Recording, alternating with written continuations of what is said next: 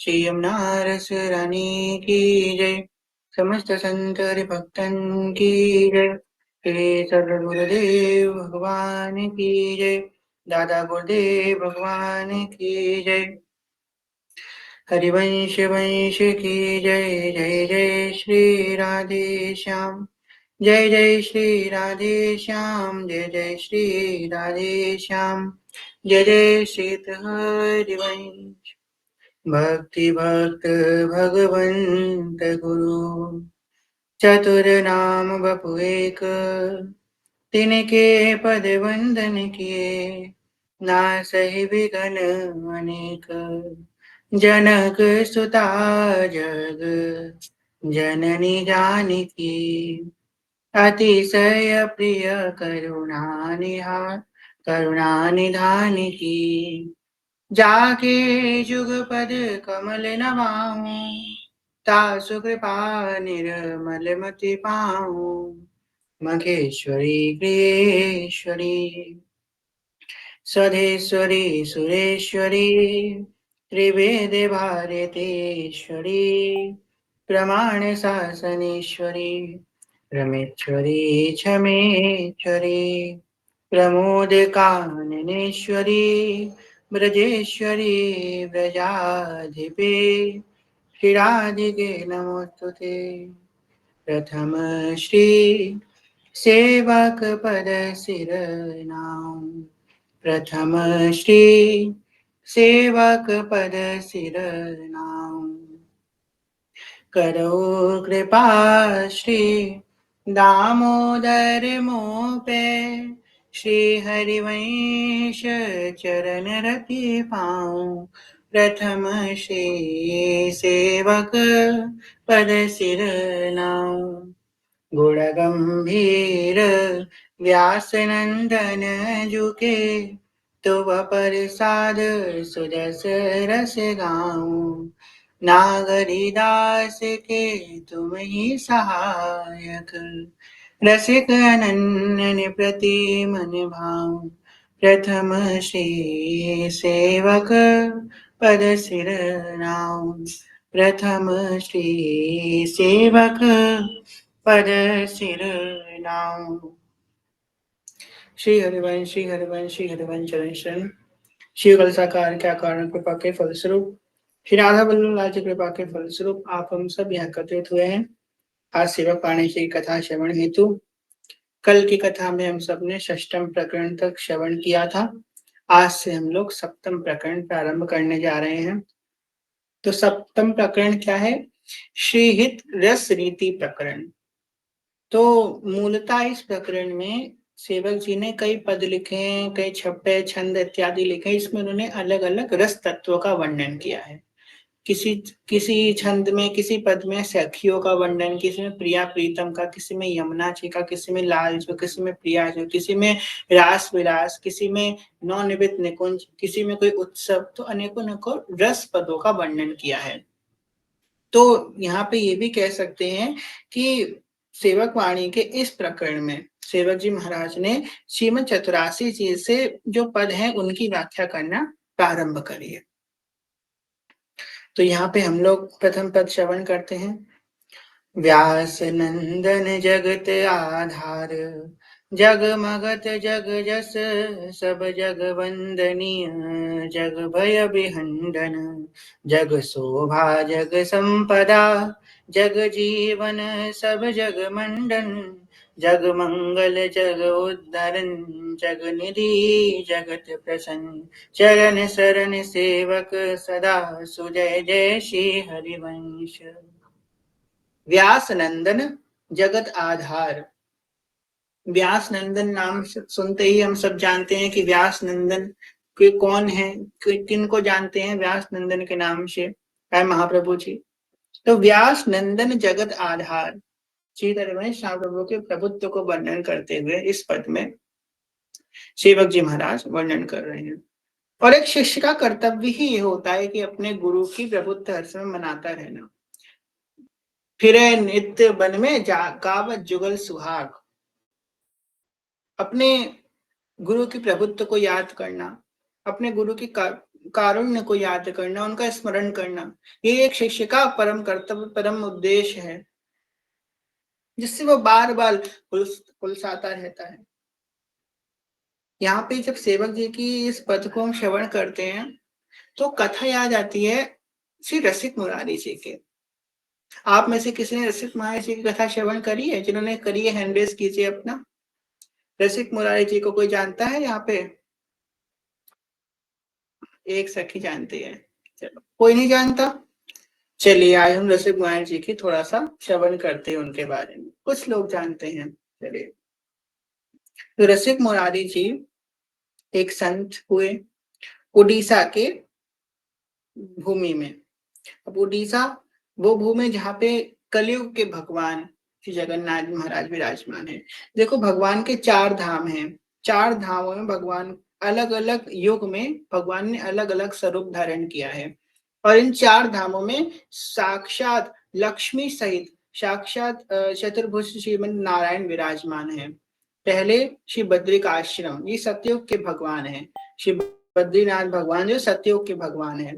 द्वितीय त्रेता युग के भगवान जो श्रीरंगम में विराजमान है, जिनको जो तिरुपति बालाजी के रूप में श्रीरंगम में विराजमान है। तृतीय द्वापर युग के भगवान जो द्वारकापुरी में द्वारकाधीश के रूप में विराजमान है। और चौथे जो है श्री जगन्नाथ जी महाराज जो कलयुग के भगवान है। तो ये जगन्नाथ जी जो है ये कलयुग के भगवान है। कलयुग, आपको देखो कि आप जहां जहां जाओगे, जैसे कि अगर आप बद्रिक आश्रम जाओ तो आपको वहां पे सतयुग जैसा ही वातावरण दिखेगा। जब आप श्रीरंगम जाओगे त्रेता युग जैसा वातावरण दिखेगा। जब आप द्वारकापुरी जाओगे तो द्वापर युग जैसा, हाँ थोड़ा थोड़ा कलयुग का प्रवेश हो रहा है, द्वापर युग। और जब आप उड़ीसा में जाओगे तो आपको देखेगा हाँ ऐसा कलयुग है। उड़ीसा में आप पुरी जाओ, जगन्नाथ जी के दर्शन करें तो आपको वहाँ पे कलयुग का भी दर्शन होगा, क्योंकि कलयुग के भगवान है वो। तो उन्हीं के क्षेत्र में पुरी के पास ही एक ग्राम, वहां पे श्री रसिक मुरारी जी का जन्म हुआ। और जब उनका जन्म हुआ तो उनकी माता का मन हुआ कि इनका नाम हम रसिक रखेंगे, पर पिता का मन हुआ कि इनका नाम मुरारी रखेंगे। दोनों गए गुरु जी के पास, बोले कि हमारा मन है कि हम मुरारी रखें, इनका मन है कि रसिक रखें, बताइए आप बताइए क्या नाम रखें। तो गुरु जी बोले इनका नाम रसिक मुरारी रख दो, इसलिए उनका नाम रसिक मुरारी हो गया। बोलिए श्री रसिक मुरारी जी महाराज की जय। रसिक मुरारी जी जो है शुरू से ही, जब से उनका जन्म हुआ तब से वो नित्य भगवान की सेवा में, भगवान के नाम रूप या धाम में उनकी प्रीति हमेशा लगी रही। नाम को सुनते ही उनके धराधर नैनों से अश्रु गिरने लग जाते। हे गोपाल राधे कृष्ण गोविंद गोविंद, जय गोपाल राधे कृष्ण गोविंद गोविंद। जैसे ही भगवान का नाम श्रवण करते उनकी आंखों से धराधर अश्रु की धारा बहनी हुई, तो तन तन रोमावली पुलकित होने लग जाते। और जब रसिक मुरारी जी गान करते तो आसपास जो खग मृग पशु इत्यादि थे वो उनके पास आकर के बैठ जाते, मोह नृत्य करने लग जाते, पपिया गान करने लग जाता। मानो वसुंधरा भी उनके गान को, जब कोई अब देखो भगवान का नाम तो पवित्र ही है, और जब ये किसी भक्त के मुख से निकलता है तो और पवित्र हो जाता है और पावन हो जाता है। तो जब रसिक मुरारी जी भजन करते, ठाकुर जी को पुकारते तो आसपास सब जीव कृत्य कृत्य हो जाते, वसुंधरा पावन हो जाते। तो ऐसे ही संतों की टोली आई उनके पास भ्रमण करती करती। जो हुआ दामोदर दास जी के संग, सेवक जी के संग, वैसे रसिक मुरारी जी के जीवन में आता है। रसिक संतों की टोली आई, जैसे ही देखा कि संत पधार रहे हैं, दूर से अपने घर से बाहर निकल आए।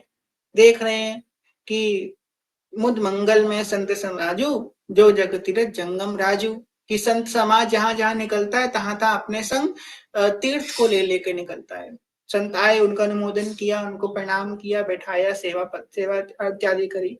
संतों के मुख से एक शब्द सुना, गुरु बिन भव निधि तरई न कोई, जाहि बिरंच शंकर सम होई।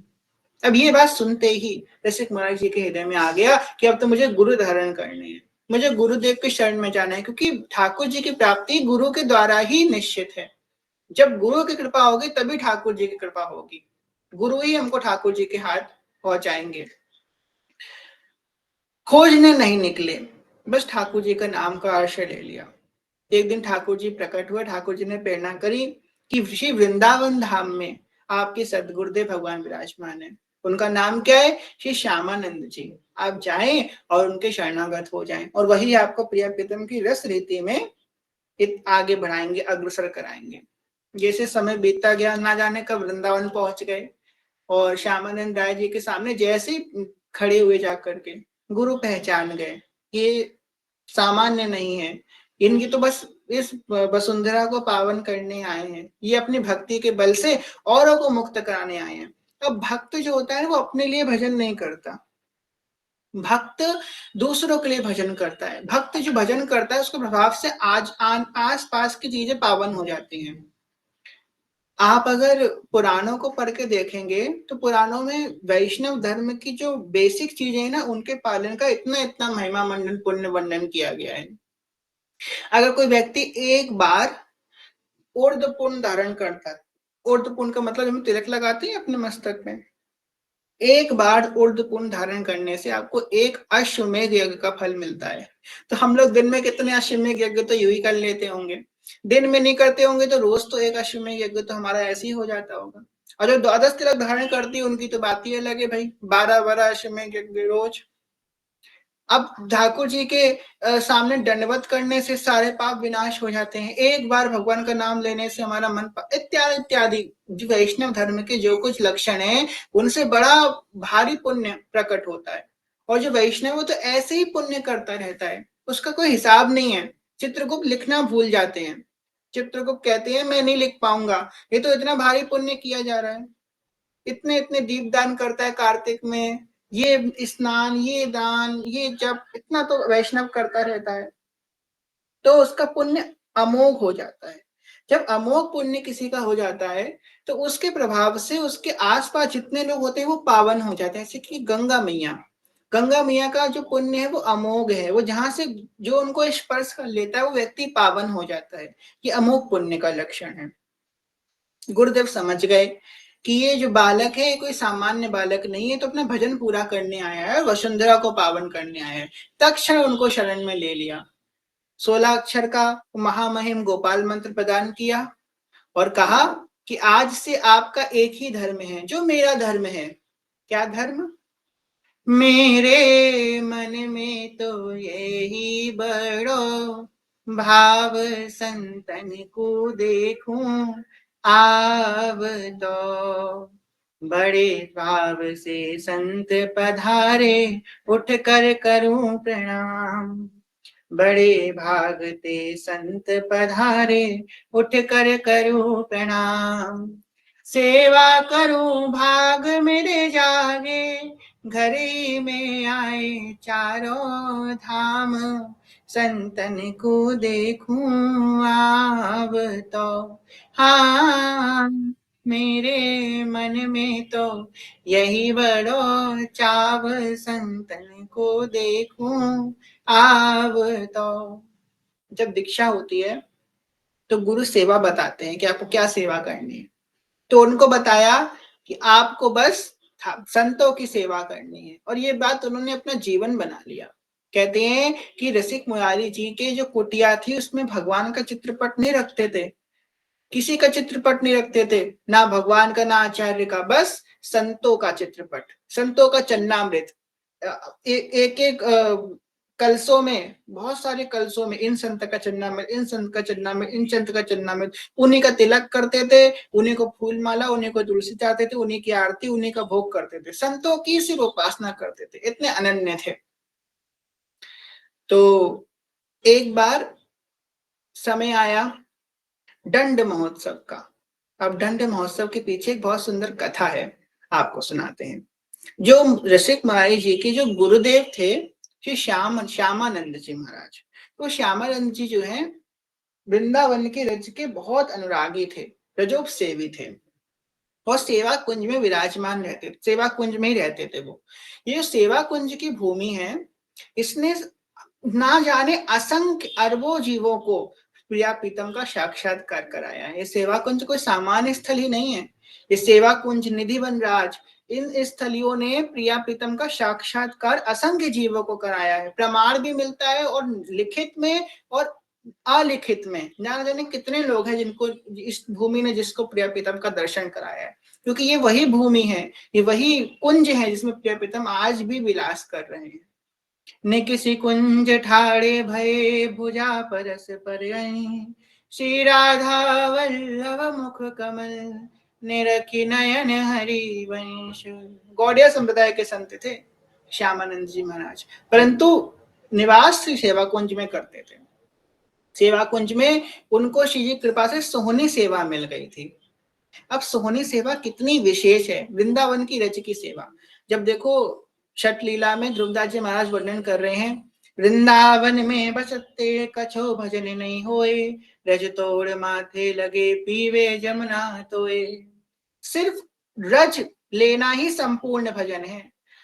हम लोगों से अच्छी गति तो वृंदावन के उस कुक्कुर की है जो रज में लौट रहा है। जब प्यास लग रही है तो क्या पी रहा है, यमुना जी का जल पी रहा है। जब भूख लग रही है तो क्या ठाकुर जी की झूठन प्रसादी पा रहा है, भक्तों के प्रसादी पा रहा है झूठन। जब उसे सोना है तो इस रज में लौट लौट के सो रहा है। वो हमसे अच्छे भाग तो उस वृंदावन के कुक्कुर के हैं। तो रज के बड़े अनुरागी थे, रज रानी की सोहनी करते और सोहनी करते करते सेवा कुंज की कभी रज में प्रिया जी का चरण छाप दिख जाती, कभी लाल जी के चरण छाप दिख जाते, चरण चिन्ह उनको दिखाई जाते थे प्रिया प्रीतम के। तो बड़ा आनंद पाते थे, उसे देखते देखते सिरा सिरा के रहते थे।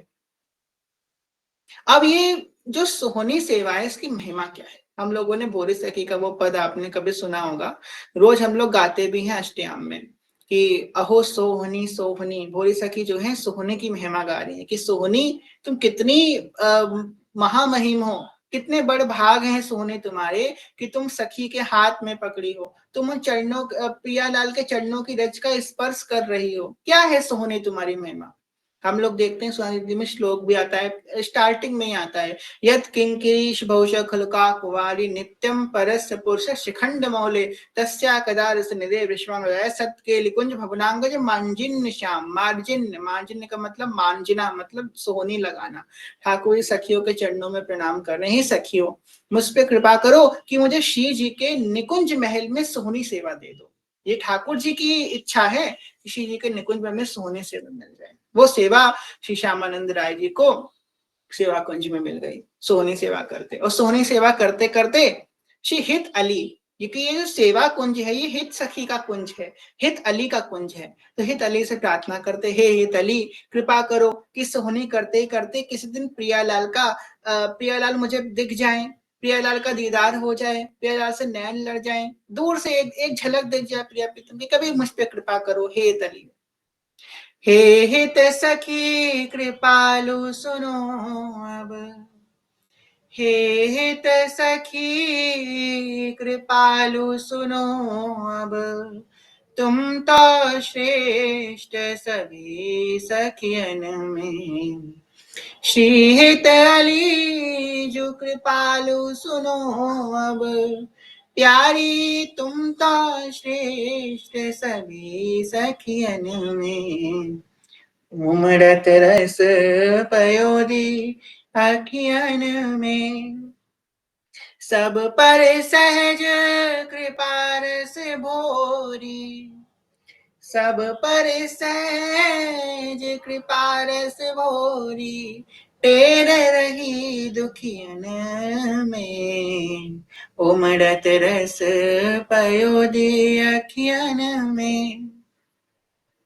हे इस सखी कृपालु सुनो अब, तुम तो श्रेष्ठ सभी सखियन में। सुनो ना ही सखी, हे तली मेरे मन की इच्छा सुनो, अब तो समस्त सखियों में श्रेष्ठ हो, मुझ दीनहीन अधम पे कृपा करो कि मुझे श्री प्रियालाल का दर्शन प्राप्त हो जाए। सोहनी लगाते लगाते रज रानी की कृपा से, रज रानी का धारण करने मात्र से और हित अली का चिंतन मात्र से श्यामानंद जी के अंदर सहचरी भाव प्रकट होने लग गया। सेवा कुंज की कृपा से अंदर सहचरी भाव प्रकट होने लग गया।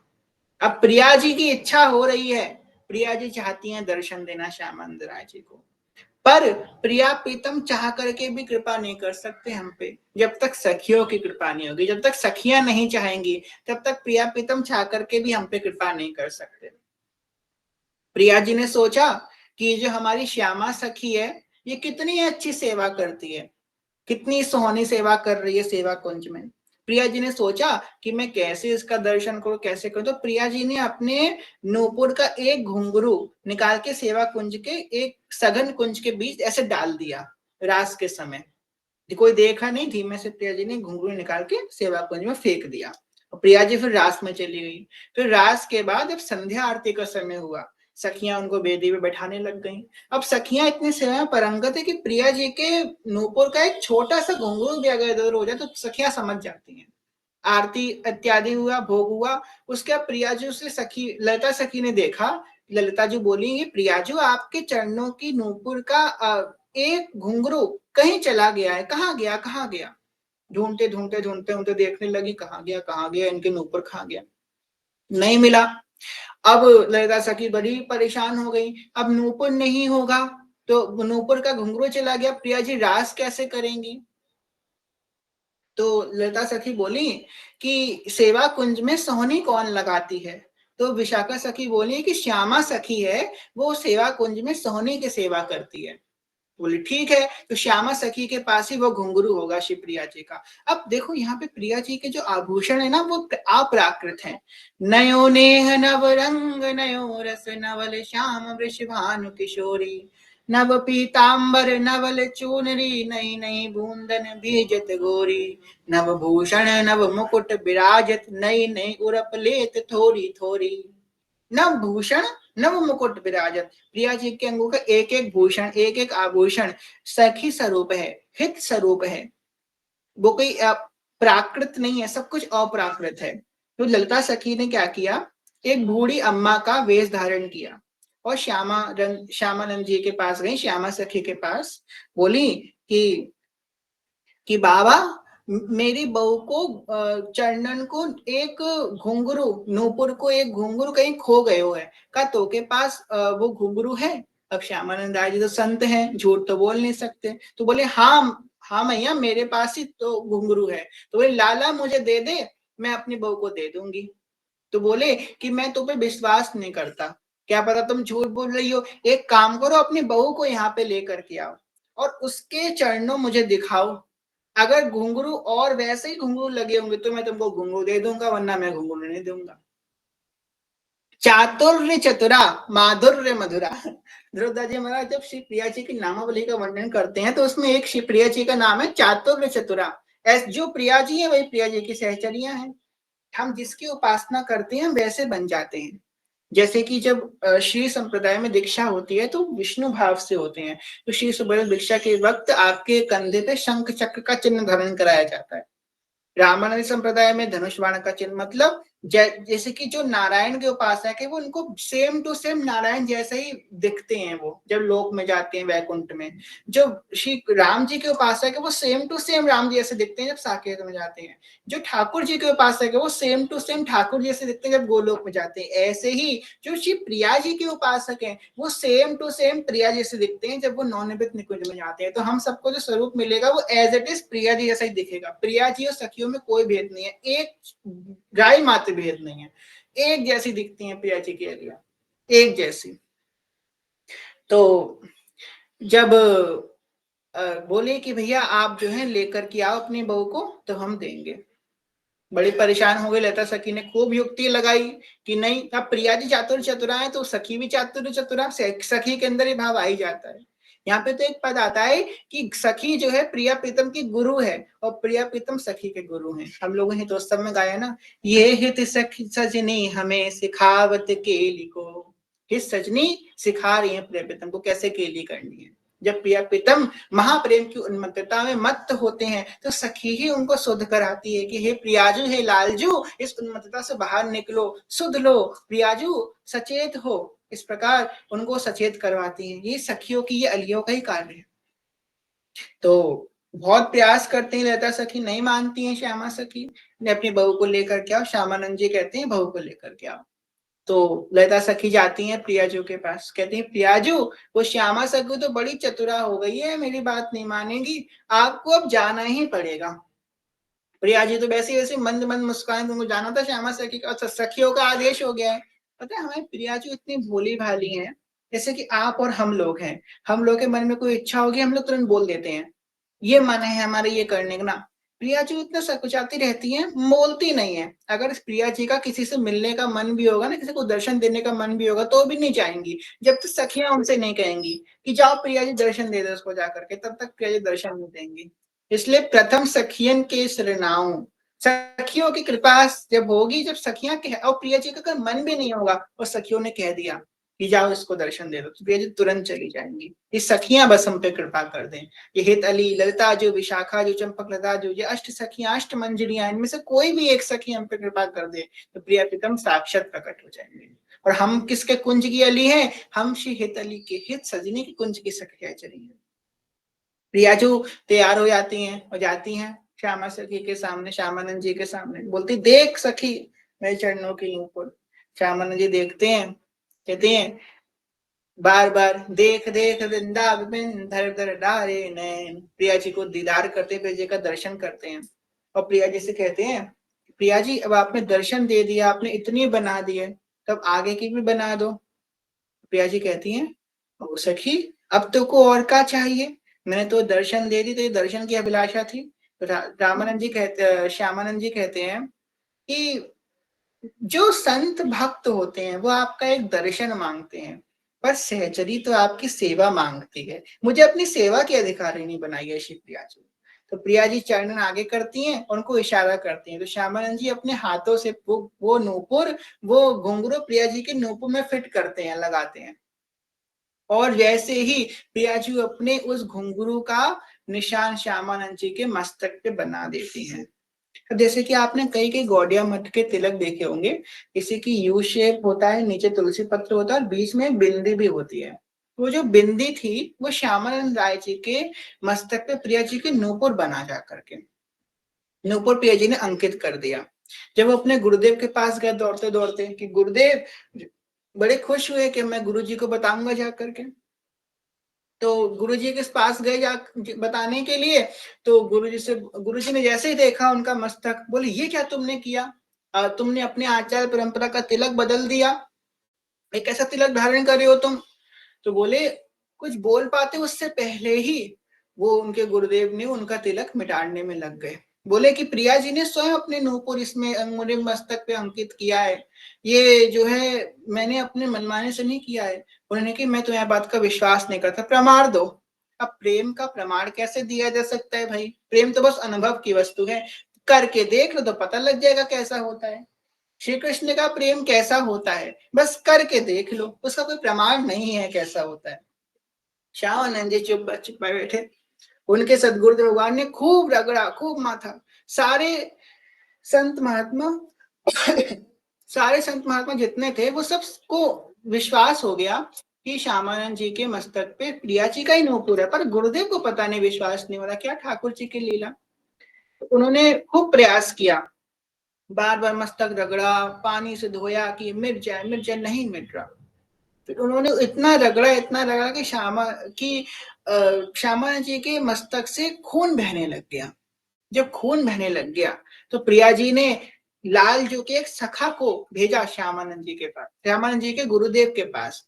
अब देखो सखी को नहीं भेजा, क्योंकि सखी के दर्शन करने का अधिकारी हर कोई नहीं है, सखा को भेजा कि ठाकुर जी का सखा को भेजा कि जाओ उनको बोलो जा करके कि मेरा ही नूपुर है ये इनके चरणों में। जब उन्होंने बोला तब उन गुरु को विश्वास हुआ कि हाँ ये प्रिया जी का ही नूपुर का चिन्ह अंकित है इनके मस्तक पे।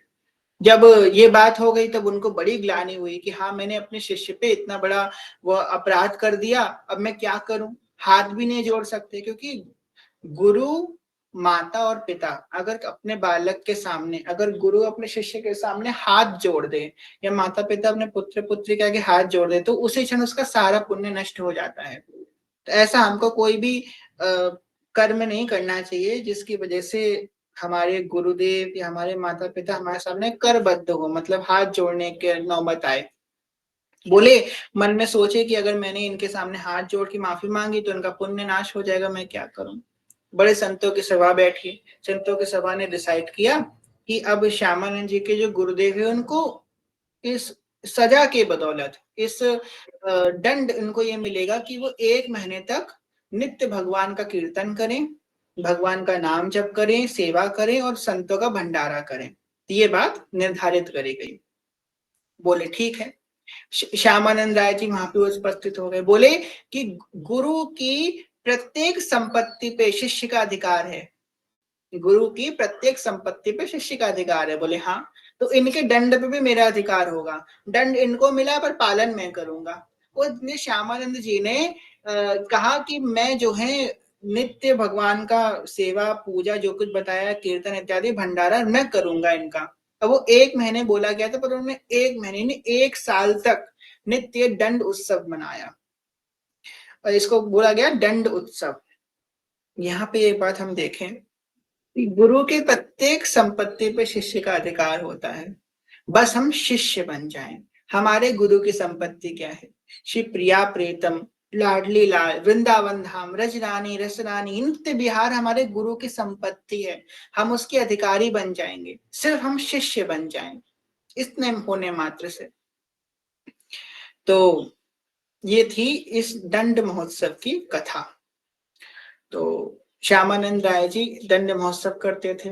ऋषिक मुरारी जी ने कहा कि जिस प्रकार आपने अपने गुरु का दंड महोत्सव मनाया, ऐसी अब मैं इस दंड महोत्सव को आगे मनाऊंगा। बड़े प्रसन्न हुए। ठीक है, आप दंड महोत्सव मनाइएगा। धीमे से थोड़े समय बाद मुरारी शरण जी, सॉरी रसिक मुरारी जी थोड़े समय बाद वापस अपने ग्राम उड़ीसा की तरफ निकल गए। थोड़े दिन ही हुए थे पहुंचे हुए। इसी बीच यहाँ ब्रज में एक नवाब आया और उनके पास थोड़ी सी जमीन थी श्यामानंद जी के पास, जिस जमीन पे वो खेती बाड़ी करते थे। जो द्रव्य उत्पन्न होता था उससे संतों का भंडारा, ठाकुर जी की सेवा यही करते थे।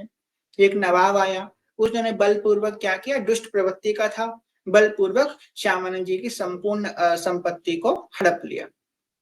हड़पा तो श्यामानंद जी बड़े परेशान हो गए कि ठाकुर जी की सेवा कैसे होगी, संतों की सेवा कैसे होगी। उन्होंने तुरंत तत्क्षण पत्र लिखा कि अपने शिष्य को लिखा कि रसिक मुरारी जी, आप जैसे हैं वैसे ही तुरंत यहाँ पे उपस्थित हो, तुरंत यहाँ पे उपस्थित हो, आपके लिए बड़ी भारी सेवा यहाँ पे हमारे लिए है।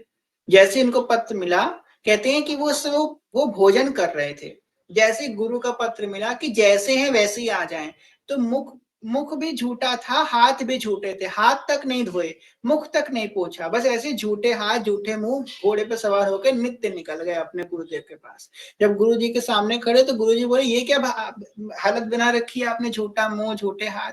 तो बोले, गुरु जी जो आपका पत्र मिला तो आप कह रहे थे कि जैसे हो वैसे ही आ जाना, तो हम तो भोजन कर रहे थे, तो हम ऐसे ही के ऐसे उठ के आपके सामने आ गए। अद्भुत गुरु निष्ठा, बड़े प्रसन्न हुए। फिर उन्होंने बताया कि ऐसे ऐसे एक नवाब है, उसने हमारी संपत्ति को हड़प लिया, अब आपको कुछ करना है। तो बोले रसिक मुरारी जी बोले कि अब जो है आप निश्चिंत रहिए, हम उस निजाम से आकर के बात करेंगे। तो लोगों ने रोका कि बड़ा निजाम बड़ा क्रूर स्वभाव का है, आप मत जाइए, खतरा होगा आपके लिए। तो बोले, राखे कृष्ण मारे कौन और मारे कृष्ण राखे कौन। जिसको जिसके कृष्ण होते हैं उसका हित कौन कर सकता है। इसी भावना को लेकर के पालकी पे सवार होकर निकल गए निजाम के पास, नवाब के पास। तो नवाब के पास जब जा रहे थे तो रास्ते में नवाब के कुछ लोग थे, उन्होंने बताया कि बहुत बड़े संत हैं रसिक मुरारी जी, आपसे बात करने आ रहे हैं, बड़ा प्रभाव है इनका। उसने परीक्षा लेने का सोचा, पर हम लोगों की बुद्धि सोच भी क्या सकती है। सोचा ये बड़े संत हैं, चलो उनकी करामात देखता हूँ क्या कर सकते हैं। दुष्ट प्रवृत्ति के कारण जिस मार्ग से श्री रसिक मुरारी जी आ रहे थे, उस मार्ग में उसने एक मत्त हाथी को छोड़ दिया। मत्त हाथी जो मत्त में हो, मत वाला हाथी, उसको छोड़ दिया। जब मार्ग पे छोड़ा तो जितने कहार थे जो उनकी पालकी को उठा रहे थे, सब छोड़ छाड़ के पालकी भाग गए। रसिक मुरारी जी प्रेम से श्रीमन्नारायण नारायण नारायण, श्रीमन्नारायण नारायण नारायण, लक्ष्मी नारायण नारायण नारायण, बद्री नारायण नारायण नारायण, तुलसी नारायण नारायण नारायण, तुलसी नारायण नारायण नारायण, श्रीमन नारायण नारायण नारायण। मत्त हाथी दौड़ता दौड़ता उथल पुथल मचाता हुआ आया, और जैसे ही रसिक महाराज जी की डोली के पास आया, उसका मन एकदम शांत हो गया। भजन के प्रभाव से, भक्ति के प्रभाव से शांत मन से एकदम उनके पास आकर के बैठ गया। रसिक महाराज जी ने पालकी का पर्दा हटाया, उसको उसका दर्शन किया। दर्शन देखते ही उसके आंखों में कारुण्य उत्पन्न हो गया। इस संत दर्शन का प्रभाव उनके कान में उसने बोला कि इस तामसिक प्रवृत्ति को छोड़ दो और श्री कृष्ण की शरणागति प्राप्त करो। उसी क्षण उन्होंने उस गज को दीक्षा प्रदान करी, उसके गले में तुलसी बांध दी, उसको दीक्षा प्रदान करी और उसको नाम दिया गज गोपाल दास। बोलिए श्री गज गोपाल दास की जय। उस गज को शरणागति प्रदान करी, वैष्णवी दीक्षा प्रदान करी, उसका नाम रखा गज गोपाल दास। अब ये सामान्य गज नहीं है, अब ये गज गोपाल दास जी हो गए हैं। जब और उनको जो है नाम प्रदान कर दिया, हरे कृष्णा कृष्णा कृष्णा हरे हरे, हरे राम राम राम हरे हरे। अब गज गोपाल दास जी ने भी पूछा, जैसे यहाँ पे रसिक महाराज जी ने श्यामानंद जी से पूछा था कि मेरी सेवा क्या है, तो श्यामानंद जी ने बोला था कि वैष्णव सेवा, संतों की सेवा ही आपको मैं सेवा दे रहा हूँ। ऐसे ही जब गज गोपाल दास ने श्री रसिक मुरारी जी से पूछा कि मेरी सेवा क्या है, तो वो बोले कि आपकी सेवा भी बस संतों की सेवा, संतों की सेवा करो, भगवान का नाम जप करो, संतों की सेवा करो, मैं तुम्हें यही सेवा देता हूँ। आज गज गोपाल दास अब तो सारी तामसिक प्रवृत्ति को छोड़ के बस भजन में लगे, दिन भर हरे कृष्णा राधे श्री कृष्ण यही जगाते फिरते। जो संत मिल जाता, संत कहता कि मेरे पास कपड़ा नहीं है, तो किसी की दुकान में घुस जाते, थान का थान कपड़ा उठा के ले आते, गज गोपाल दास संत को दे देते। तो कहता, संत कहता मेरे पास नैवेद्य नहीं है, किसी की दुकान में तो बोरा बोरा भर के नैवेद्य लेके आते, उनको संत को दे देते। बड़ा भंडारा करते गज गोपाल दास, संत बड़े प्रसन्न थे उनसे। पर कुछ संतों ने आकर के, कुछ व्यापारियों ने आकर के श्री मुरारी रसिक मुरारी जी से कहा कि ये आपका जो शिष्य है भाई, ये चेला आपका, ये तो बड़ा हमारा नुकसान कर रहा है, कुछ भी उठा के ले जाता है। अच्छे शिष्य की यही पहचान होती है। देखो हनुमान जी महाराज को भेजा गया था एक संजीवनी बूटी लेने के लिए, पूरा पहाड़ उठा करके ले आए हनुमान जी। भेजा गया था क्या कि सीता माता का पता लगा कि आना, सीता माता का पता भी लगाया, मुद्रिका भी दी, चूड़ामणि भी लेकर के आए और संपूर्ण लंका को विध्वंस करके आए, अक्षय कुमार को मार के आए, रावण को धमका के आए, सब कुछ करके आए हनुमान जी। बोला गया था एक काम करके 10 काम आए, ऐसे ही गजराज ने किया। पर क्योंकि सेवा की मर्यादा बनी रहे, इसलिए ऋषिक महाराज जी ने आदेश किया कि गज गोपाल दास, आज से आप इस तरह का कार्य नहीं करोगे। आप उससे कोई वस्तु ले रहे हो तो उसके बदले में आप उससे कुछ प्रदान करो जो उसका मूल्य हो। ऐसे संतों की सेवा करनी है। तो गज गोपाल दास देखिए, एक गज होकर के उन्होंने क्या किया, रास्ते में निकलते, कोई व्यापारी जा रहा होता बड़ा भारी बोझ को लेकर के, उससे कहते भैया तुम्हारा बड़ा भारी बोझ है, तो बोला हाँ मैं तुम्हारे बोझ को लेकर के आगे चला जाऊंगा, बदले में मुझे 1 बोरी आटा दे देना। ठीक है भैया, दे देंगे। ऐसे कर करके गज गोपाल दास संतों की सेवा करते थे। सोचो कितना निष्ठा होगी भगवान संतों की सेवा में, कितनी महत्व बुद्धि होगी संतों की सेवा में कि इस प्रकार भक्तों की सेवा कर रहे हैं गज गोपाल दास से। करते करते जो है, और उनका नियम क्या था कि संत भोजन करेंगे, अमनिया बनाएंगे, संतों को भोग लगाएंगे, उसके बाद संत भोजन करने का जो उनकी झूठन बचेगी वो खुद पाएंगे। ये नियम था गज गोपाल दास जी का, नित्य संतों की झूठन खाते। जब ये बात उस नवाब को पता चली कि जो मैंने हाथी भेजा था वो हाथी, अच्छा हाँ आपको ये तो बताना भूल ही गए, जब हाथी का हृदय परिवर्तन हो गया तो ये बात जब नवाब को पता लगी कि रसिक माया जी ने ऐसा कार्य किया है तो उनके चरणों में आकर गिर गया और पूरी जमीन वापस कर दी रसिक माया जी को और श्यामानंद जी को।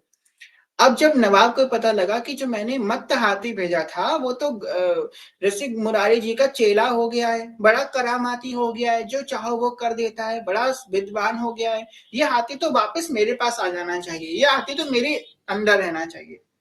बड़ा प्रयास किया उसको लाने का, लोगों को भेजा, हाथी ने सबको उठा के फेंक दिया, नहीं जाऊंगा, बड़ा बलवान है।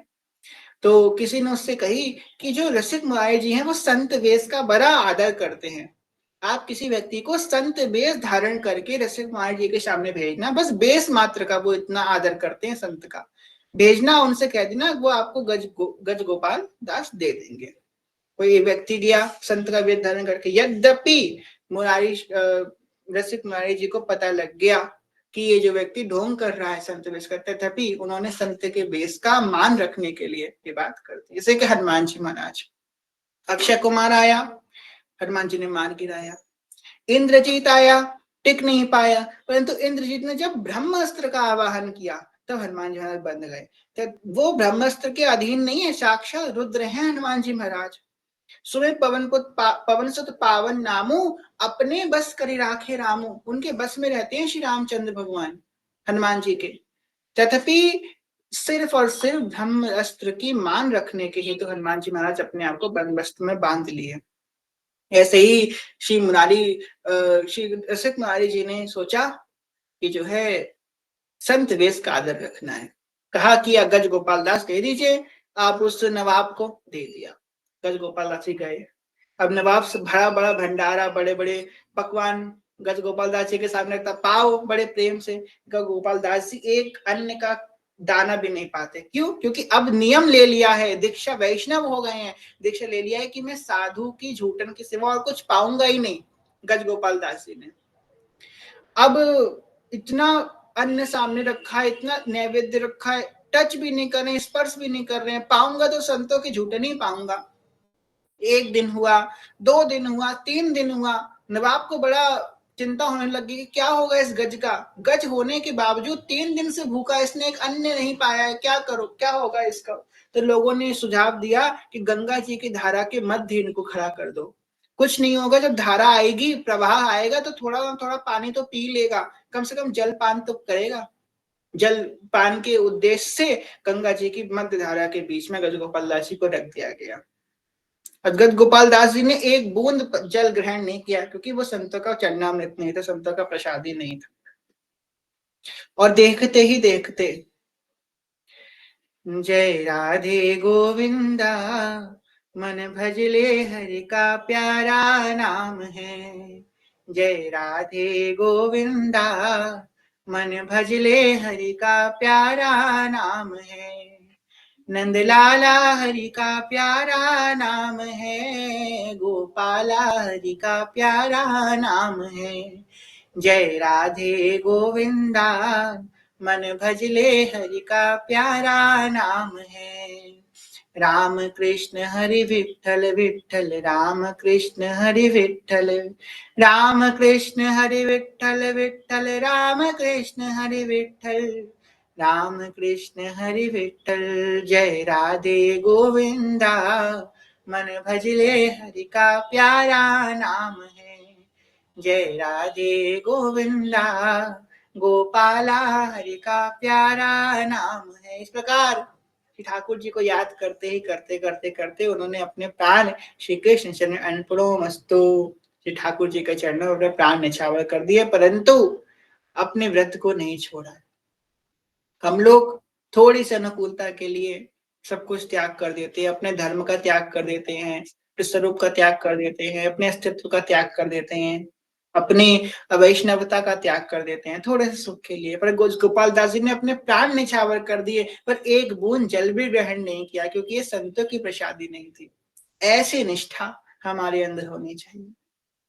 जब ये बात रसिक मुरारी जी को पता चली तो रसिक मुरारी जी बड़ा ही वंदनीय वंदन किए कि मैं धन्य हो गया ऐसा शिष्य को पा करके, इसने ऐसी निष्ठा प्रभु के प्रसाद में रखी। सर्वसु महाप्रसाद, प्रसिद्धता के अधिकारी, विधि निषेध नहीं दास, अनन्य उत्कट व्रतधारी, सी व्यास सुवन पत अनुसरे, सोई भले पहचान है। हरिवंश गोसाई भजन की, रीत सकृत को जानी। हमारे उपासना पद्धति में तो प्रसाद की बड़ी महिमा बताई गई। इस प्रकार रसिक कुमार जी का चरित्र, रसिक कुमार जी का चरित्र श्रवण किया, इसमें श्यामानंद जी का चरित्र भी आ गया, गज गोपाल दास जी का चरित्र भी आ गया। जब 3 भक्तों का चरित्र आज हम लोगों ने श्रवण कर लिया। यहाँ पे सेवक जी महाराज वर्णन कर रहे हैं, व्यास नंदन जगत आधार, जगत का आधार, उनके गुरु उनके लिए सर्वस्व है। तो यही भाव हमको होना चाहिए। मेरे गुरु हरिवंश दयाल, मन रखियो अपने चरणन में। हमने आपको पहले ही बताया, जितने गुरु हैं सब हित तत्व में ही है, हित तत्व के ही अभिन्न अंश हैं। जग मगत जग जस सब जग वंदिन्य, जो भय अभिहंडन। कह रहे हैं जग मगत, जग जस, जग का जस है, सब जग वंदनीय, समस्त जग के द्वारा वंदनीय है। जग भय विहंडन, समस्त जग के भय का विहंडन करने वाले, भय से मुक्त करने वाले हैं। मेरे जीवन प्राणधन श्री गुरु चरण सरोज। श्री गुरुदेव भगवान की प्रभुत्व को हम जब याद करते हैं, अपने गुरु के प्रभुता को, कि मेरे गुरु कितने सर्व सामर्थ्यशाली हैं, मेरे गुरु की कितनी महिमा, ये बात याद करते ही अपने गुरु की महिमा, अपने गुरु का बल जब शिष्य अपने हृदय में लाता है, तो वो उसी क्षण निर्भय हो जाता है कि हाँ, मैं अब तुरंत निर्भय हो जाता है। शरणा भक्ति आपको सबसे पहला जो उपहार देगी, वो देगी निर्भयता। सबसे पहला उपहार, भक्त जो है निर्भय हो जाता, डर नहीं लगता किसी चीज की, इतनी भी बड़ी बड़ी परिस्थिति आ जाए, क्योंकि वो हरि शरणम हरि शरणम, हरि शरणम हरि शरणम, यही एक मंत्र है प्यारा, हरि शरणम हरि शरण। भगवान के शरणागत हो जाता है। शरणागत जो है उसको काय की चिंता, मालिक करे चिंता, हमें काय की चिंता। जब शिष्य अपने गुरु के प्रभुत्व का ध्यान करता है तो निर्भय हो जाता है। जग शोभा, संपूर्ण जग की शोभा है ये हित तत्व। अगर प्रेम नहीं होगा तो संपूर्ण जगत चलना बंद हो जाएगा। प्रेम से ही तो सब कुछ चल रहा है। कह रहे हैं ये हित तत्व है, जगत की शोभा है, जगत को चलाने वाला, जगत जग संपदा, जग की संपत्ता, संपूर्ण जगत जिसको धारण करता है। जग जीवन, जीवन है जग का, सब जग मंडन, सब जगत का एकमात्र आधारभूत यही है। जग मंगल, जगत का मंगल करने वाला, प्रेम के द्वारा ही, प्रेम के निमित्त ही जग का कल्याण हो सकता है, प्रेम के निमित्त ही मंगल हो सकता है। जग उद्धरण, जग का उद्धार करने वाला, जग को भयवादी से मुक्त कराने वाला, उसका उद्धार करने वाला। जग निधि, जग की निधि, जग का धन, जगत प्रशंस, जगत के द्वारा प्रशंसनीय। देखो जग निधि से यहाँ पे ये तात्पर्य आप देखिए, निधि होती है, हम हर किसी से प्रेम नहीं करते हैं, अपने हृदय को बड़ा सेलेक्टिव रखते हैं कि हमको किस से प्रेम करना है, किसको प्रेम देना है, किसको प्रेम नहीं देना है, अपने बड़ा सेलेक्टिव होता है ना हम लोगों का हृदय। इसको इतना प्रेम देना है, फिर इसको इतना, इसको 10 ग्राम देना है, इसको 15 ग्राम देना है, इसको 5 ग्राम देना है, इसको 100 ग्राम देना है, किसको किसको कितना प्रेम देना है, बड़े सेलेक्टिव होते हैं हम लोग, क्योंकि निधि है हमारी, प्रेम हमारी निधि है। जगत प्रशंस, जगत के द्वारा प्रशंसनीय है, और हर कोई चाहता भी यही है, भले वो किसी को दूसरे को प्रेम देना नहीं, पर वो उससे पूरा प्रेम चाहता है, क्योंकि हमारा स्वरूप ही ऐसा है। हमारे जो भगवान है, हम उनके बच्चे हैं, जो हमारे माता पिता हैं, जब पिता का ही गुण है प्रेम की इच्छा रखना, हमारे ठाकुर जी प्रेम की इच्छा रखते हैं, तो हम तो उनके पुत्र हैं, हम उनकी पुत्री हैं, तो हमारे अंदर भी तो प्रेम की इच्छा उत्पन्न होगी। जीव मात्र प्रेम चाहता है। अगर कोई जानवर भी है ना जो बड़े क्रोध में, आप उसे प्रेम से मनाने का प्रयास करेंगे तो वो भी हिंसक जीव भी मान जाएगा, बड़े से बड़ा हिंसक जीव। हम लोगों ने उन एक संत का फोटो भेजी थी आप लोगों ग्रुप में, हम उनका नाम भूल रहे हैं। उन्होंने अपने तपोबल से एक सिंघनी को जो है अपने अधीन कर लिया था, उसको शिष्य बना लिया था, और कोई पुराने संत नहीं है, आज से 20-30 साल पहले की बात है, 20-30 साल पहले की। एक सिंघनी, बड़ी बब्बर शेर जो होता है, वो सिंघनी उनके संग रहती थी, और वो क्या खाती थी, दूध भात खाती थी। उसने अपनी हिंसक प्रवृत्ति को छोड़ दिया और शरणागत हो गई, कंठी धारण करती थी, वैष्णवी हो गई थी, वो वैष्णव दीक्षा ले ली थी उन्होंने संत से। आज 20-30 साल पहले की बात है, ये भी नहीं कि कोई पुराणों की बात है। तो हिंसक जीव, जब शेर अपनी हिंसकता छोड़ सकता है तो मनुष्य कैसे नहीं छोड़ सकता है? बस वो चाहे, बस एक बार चाहे अपनी हिंसकता छोड़ना। देखो, द्रौपदी ने जब भगवान को पुकारा तो भगवान आ गए। भगवान अपने आप को दुर्लभ नहीं रखते। अगर भगवान दुर्लभ रखते, दुर्लभ क्या है? दुर्लभो मानुषो देहो, मनुष्य का जीवन दुर्लभ है, भगवान दुर्लभ नहीं है।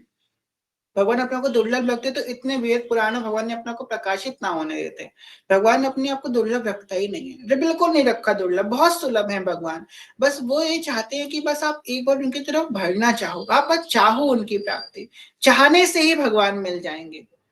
और जीव बस चाहता ही तो है। जीव अपने पूर्ण सामर्थ्य लगा कर भगवान की प्राप्ति करने का प्रयास नहीं कर सकता, साधन नहीं कर सकता। जीव अपना पूर्ण सामर्थ्य लगा के भी साधन नहीं कर सकता भगवान की प्राप्ति कर सके, नहीं कर सकता। जीव बस भगवान की प्राप्ति की चाहत कर सकता है और कृपा उनकी प्राप्ति कराती है। बस हम चाहें भगवान की प्राप्ति करना, और ये चाहत भी उत्पन्न होना बहुत मुश्किल है। कौन चाहता है भगवान की प्राप्ति? संसार के वस्तुओं की प्राप्ति से हमारा मन नहीं भरता। एक चीज मिलती है, 10 चीज और सामने खड़ी हो जाती हैं। 10 चीज मिलती हैं, 20 चीज और सामने खड़ी हो जाती हैं। 10 चीज मिलेंगी, फिर उन 10 चीज को संभालने के लिए और 20 चीजें चाहिए, फिर 20 चीज मिलेंगी, उन 20 चीजों को भोगने के लिए 50 चीज और चाहिए। तो कभी मन नहीं भरता है। अब इस जाल में फंसे हुए व्यक्ति कौन चाहेगा कि मुझे भगवान मिल जाए, ये सब छोड़ के मुझे भगवान मिल जाए? और ये तो गुरु कृपा से ही प्राप्त होता है, सत्संग की कृपा से, नाम जप की कृपा से उसे ज्ञान उत्पन्न होता है। अज्ञान तिमिरांधस्य ज्ञानाम जलशलाकया चक्षुल उन्मीलितम येन तस्मै श्री गुरुदेवाय नमः। याद रखिएगा, जहाँ पे अंधकार है तहाँ प्रकाश नहीं है, जहाँ प्रकाश है तहाँ अंधकार नहीं है, दोनों एक संग नहीं उपस्थित हो सकते। अगर अंधकार है तो इसका मतलब है कि प्रकाश नहीं है, और अगर प्रकाश है तो इसका मतलब है अंधकार नहीं है। जिस हृदय में अगर अभी भगवान के लिए प्रेम उत्पन्न हो चुका है, उस हृदय में ये बात उत्पन्न नहीं होगी, उससे हमेशा डर बना रहेगा कि मुझे भगवान, कहीं कुछ ऐसा ना हो जाए कि मैं भगवान को भूल जाऊं। ये बात उसके अंदर आ जाएगी, हमेशा डरता रहेगा, बस कुछ भी हो जाए कहीं ऐसा ना हो कि मैं भगवान को भूल जाऊं। ये बात उसके अंदर उत्पन्न, जिसके अंदर भगवान का प्रेम उत्पन्न हो गया है। जगत के प्रशंसनीय है, चरण शरण सेवक सदा सुजय जय श्री हरिवंश। सेवक जी महाराज वर्णन कर रहे हैं ऐसे श्री हित तत्व के, ऐसे महामहिम गुरु की मैं शरण में हूँ। तो इसी भाव से आज कथा को विश्राम करते हैं। कह सुनने कोई भूल चूक क्षमा करेगा। आप सभी से प्रेम में ज्ञान में भक्ति में बहुत छोटे हैं, कोई भूल चूक क्षमा करेगा। सभी के चरण बांझ कल्पत रूपक्ष कृपा सिंधु पतितनां पावनेभ्यो नमो नमः। जय जय श्री नवनिधि निकुंज विलासी शेषनाथा वल्लभ लाल की जय। महाप्रभु श्री चंद्र जो महाराज की जय। श्री सेवक जो महाराज की जय। समस्त सहचरी वृंद की जय। श्री वृंदावन धाम की जय। श्री यमुना रस रानी की जय। समस्त संत हरि भक्तन की जय। श्री सदगुरुदेव भगवान की जय। श्री दादा गुरुदेव भगवान की जय। हरिवंश वंश की जय। जय जय श्री राधे श्याम। जय जय श्री राधे श्याम। जय जय श्री राधे श्याम। जय जय श्री हरिवंश। प्रेम से लिख लीजिए, श्री हरिवंश चरण शरण, श्री हरिवंश चरण शरण, श्री हरिवंश चरण शरण। जय जय श्री हरिवंश।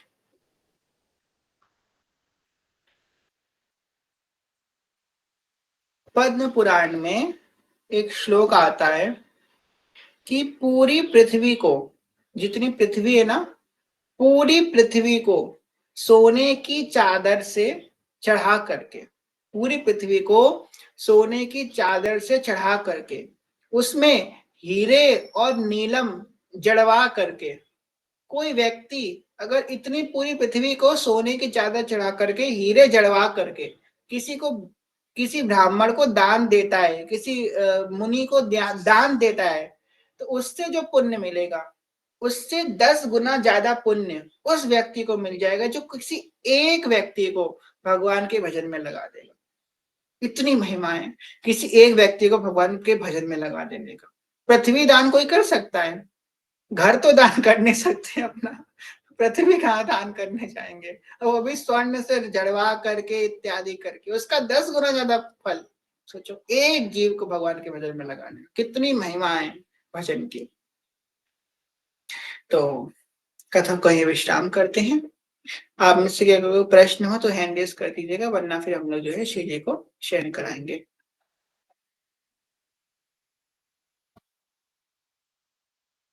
चलिए श्री जी को शयन कराते हैं। बड़ा अच्छा लग रहा है, बहुत कम लोग कथा में आ रहे हैं, अच्छे से कथा हो पा रही है। भीड़ आ जाती है तो बड़ा सक कुछ आकर कथा हो पाती है। श्री जी की बड़ी कृपा है। चलिए।